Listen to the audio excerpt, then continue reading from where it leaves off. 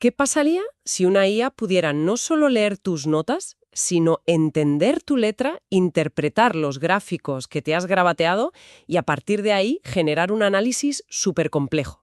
O incluso ir más allá. Sí, imagínate que describes una escena y en minutos estás explorándola como si fuera un mundo tridimensional real. Pues es que suena a ciencia ficción, pero la cosa es que ya no lo es. Para nada. Exacto. Y el objetivo del análisis de hoy es justo ese, desglosar esta avalancha de actualizaciones que están convirtiendo esa ciencia ficción en, bueno, en una herramienta del día a día. Y muchas gratuitas, que eso es lo más interesante. Claro, y accesibles para cualquiera. Vamos a ver cómo estas IAs están aprendiendo a ver, a interpretar nuestro mundo visual, no solo texto. Y para eso nos basamos en un análisis muy completo que junta lo último de gigantes como Google y Meta y también de otras plataformas que están dando mucho que hablar. Perfecto, pues vamos a ello. Empecemos por Google y por NotebookLM, que ha sacado una actualización que yo personalmente esperaba con unas ganas. ¿La de las imágenes? Por fin puede interpretar imágenes. Para mí esto es un cambio de paradigma total. Siempre he tenido carpetas llenas de capturas de dashboards gráficos. Un caos. La idea de que una IA pueda leer esa imagen y entenderla me parece, revolucionaria. Precisamente. Y no es solo que se rompa la barrera entre lo analógico y lo digital, es que la IA empieza a funcionar como un puente, ¿sabes? Sí, Conecta tu forma de pensar, ese boceto rápido, con la potencia del análisis digital. Ya no son dos mundos separados. para que se entienda la potencia de esto, el material que revisamos trae un caso práctico que me parece brillante. Es sobre el mercado de la vivienda en Sevilla. Muy concreto, sí. La base es una única tabla de datos, un CSV con casi 2.000 inmuebles. Nada complejo. Precio, metros, habitaciones, garaje. Lo típico, vamos. Vale, Y a partir de esa tabla, el autor del análisis generó varios gráficos, sencillos, y los guardó como imágenes, como archivos PNG. Uno con el precio por metro cuadrado por código postal, otro sobre el impacto del garaje. y aquí es donde empieza la magia, ¿no? La tabla de datos original y esas imágenes PNG. Sin más, sin contexto, sin explicarle nada. Nada. Y la reacción de la IA fue inmediata. Lo primero que hizo fue ir a su sección de guía de la fuente y explicar de qué iba cada gráfico. Por ejemplo, de uno dijo, y cito, este gráfico presenta un ranking de códigos postales basados en el precio mediano por metro cuadrado. O sea, entendió el propósito del gráfico sin que nadie se lo dijera. Vale, eso ya es impresionante. Pero bueno, es una descripción inteligente de una imagen, digamos. Lo que a mí me voló la cabeza fue el siguiente paso. El análisis. Exacto. Le hicieron una pregunta que ya no era descriptiva, sino analítica. Una pregunta que obligaba a la IA a cruzar la información de los gráficos con los datos brutos. A conectar los puntos. Justo. La pregunta fue, compara el gráfico con la fuente de datos e identifica posibles razones que justifiquen esta distribución. O sea, no le pedimos que describa, le pedimos que encuentre el porqué. Eso es un salto cualitativo enorme, ¿no? Totalmente. Y ahí está la clave. No es descripción, es inferencia. Actuó como un analista de datos. Vio el qué en el gráfico, que era esa segmentación de precios, y buscó el por qué en los datos. ¿Y qué encontró? Pues una respuesta asombrosa. Conectó todo y concluyó, cito de nuevo, que la distribución del ranking de precios está directamente justificada por la ubicación geográfica y la consecuente demanda medida implícitamente por el número de hoteles. Espera. ¿Me estás diciendo que la IA, por sí sola, dedujo que los códigos postales más caros del gráfico coincidían con las zonas que tenían más hoteles en la tabla? ¿Y de ahí infirió que la causa era el turismo? Eso es exactamente lo que hizo. Usó el número de hoteles como un proxy de la demanda turística, una variable que ni se le había sugerido, para explicar una tendencia visual. Qué fuerte. Es un nivel de razonamiento que hasta hace nada era solo nuestro. Y abre la puerta a que cualquiera, sin ser experto, pueda tener conversaciones muy sofisticadas con sus propios datos. Es que esto cambia las reglas. Y no solo entiende nuestros gráficos, es que nos ayuda a comunicar esas ideas. Y esto me lleva a otra actualización, la de la creación de resúmenes en vídeo. Ah, sí. Una función que ya existía, pero que, seamos sinceros, los resultados eran bastante genéricos. Sí, un poco de aquella manera. Elegías entre pizarra, anime, retro y a menudo chirriaba. Un vídeo sobre física cuántica con estética de dibujo japonés, pues, como que no. Le faltaba coherencia. Totalmente. Pero la novedad es que ahora hay una opción de personalizado. Puedes escribir un prompt para definir el estilo artístico. Y esto, claro, lo cambia todo. Te da el control creativo. El material fuente lo demuestra de una forma muy clara y hasta divertida. Crearon un cuaderno de trabajo sobre Rita Hayworth, la actriz, basándose en la Wikipedia. Sí. Y lo primero que hicieron fue un ejemplo fallido a propósito. Esto me pareció genial. Le pidieron un vídeo con estilo pixel art. Y claro, el resultado era técnicamente correcto, pero ver la vida glamurosa de Rita Hayworth contada como si fuera un videojuego de los 80, No encajaba en absoluto. El resultado era peculiar, sí. Imagina una película de cine negro de los 40, pero jugada en una Game Boy. Exacto. Pero demuestra un punto clave.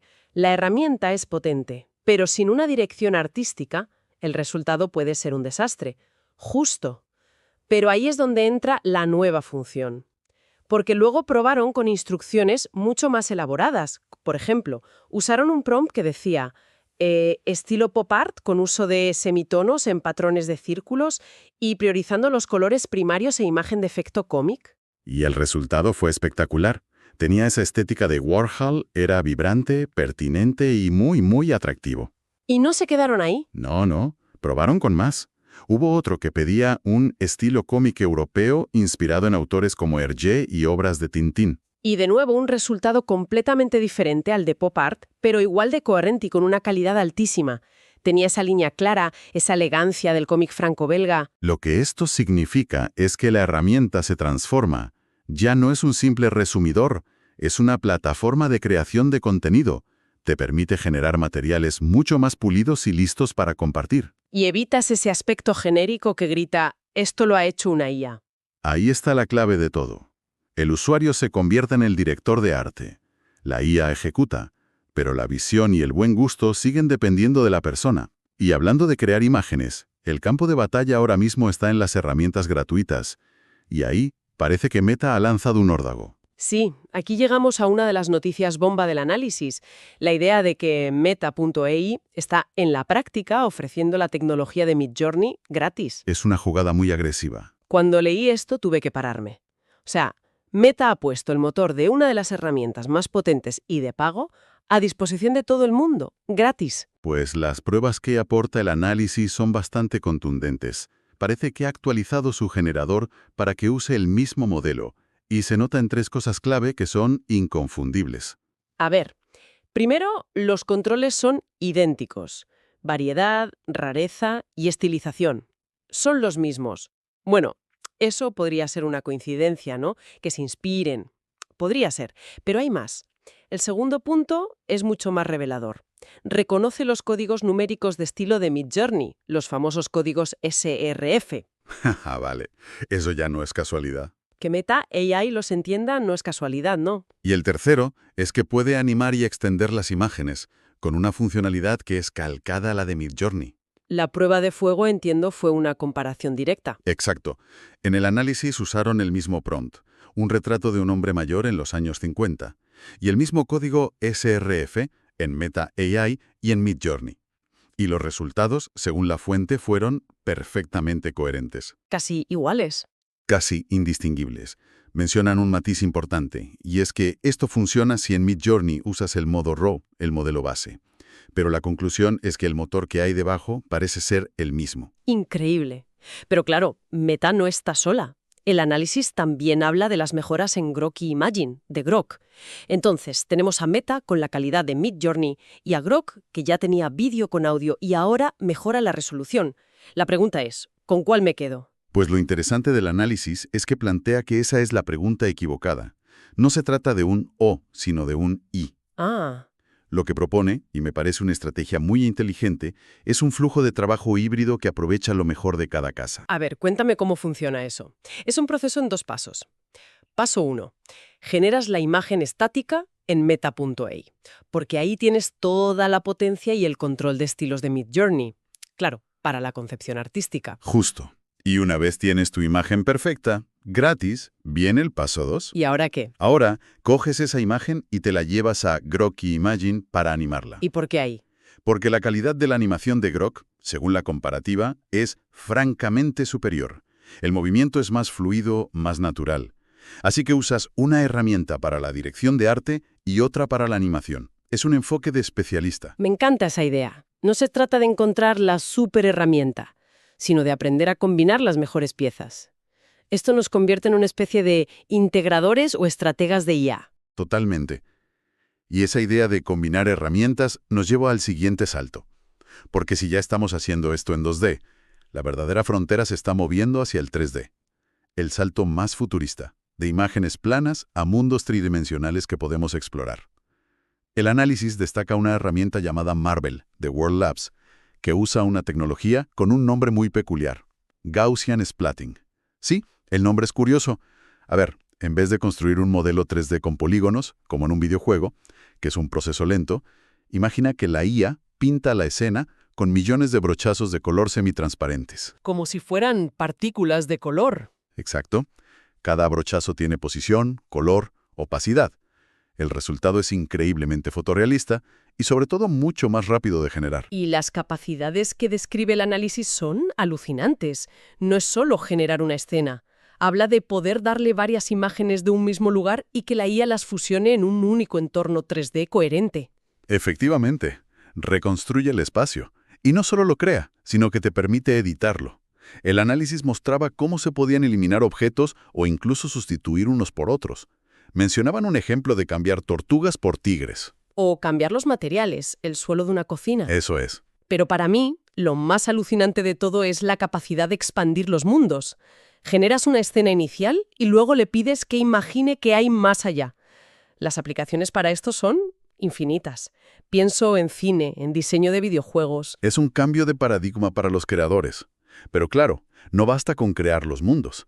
El siguiente paso es que la IA pueda entenderlos y actuar dentro de ellos. Y ahí entra Sima 2, un agente de Google DeepMind. Aquí ya entramos en IAs que juegan a videojuegos, pero de una forma mucho más avanzada, ¿verdad? El predecesor, Sima 1, era bastante básico. Sí, seguía órdenes simples. Gira a la izquierda, salta. Era un buen discípulo, pero no tenía iniciativa. Y Sima 2 es diferente. Es una bestia completamente distinta porque está potenciado por los modelos Gemini. Ya no solo obedece, sino que razona. Entiende objetivos complejos como busca recursos para construir un refugio y planifica los pasos para conseguirlo. La interacción es como trabajar con un compañero inteligente. Y lo más importante que destaca la investigación, si no me equivoco, es la generalización. Esa es la joya de la corona. Sima 2 no memoriza patrones de un juego. Aprende conceptos abstractos de navegación, de interacción. Y lo que aprende en un juego de mundo abierto puede aplicarlo a uno de plataformas que no ha visto nunca. Esa capacidad de transferir conocimiento es clave. Es el paso fundamental hacia agentes de IA más generales y en un futuro hacia robots que puedan operar en nuestro mundo con esa misma capacidad de adaptación. Haciendo un repaso, hemos trazado una progresión fascinante. Empezamos con una IA que lee nuestra letra y gráficos, de ahí a una que crea contenido visual con un estilo dirigido por nosotros, y hemos terminado construyendo y explorando mundos 3D habitados por agentes que razonan. El hilo conductor en todo esto es un cambio fundamental. Estamos pasando de la simple generación de contenido a la síntesis sofisticada y, sobre todo, al control y la intención del usuario. Ya no es solo qué puede crear la IA. Exacto. Ahora la pregunta es, ¿con cuánta precisión y con qué propósito podemos dirigir nosotros esa creación? Y esto nos deja con una idea final para reflexionar que me parece muy potente. El análisis destacaba ese flujo de trabajo híbrido, usar Meta.ai para la concepción artística y Grok para animar mejor. Exacto. Y eso sugería un futuro en el que la creatividad no dependerá de dominar una única superherramienta. El perfil del profesional del futuro podría ser más parecido al de un director de orquesta de múltiples IAs especializadas. Y la pregunta que queda en el aire es, ¿cómo será el día a día de un creativo o un analista? Cuando su habilidad principal no sea solo ejecutar una tarea, sino la integración experta y estratégica de todas estas capacidades.